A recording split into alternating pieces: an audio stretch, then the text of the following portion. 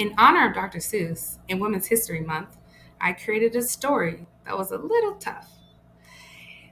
The name of the story is called The Trailblazing Trek of Miss Entrepreneur, and I hope you see and listen to the rest.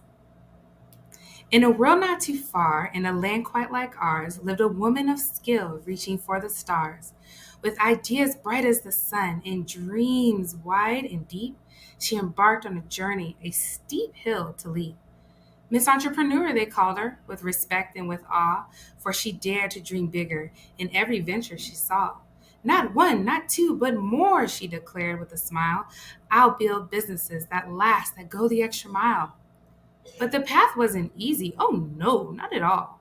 With hurdles and hoops and walls 10 feet tall. Yet she hopped and she jumped with grace and with flair. In a head full of hopes and a heart full of care. She danced through the doubts and sang through the fears, with a suitcase of strategies wiping away tears.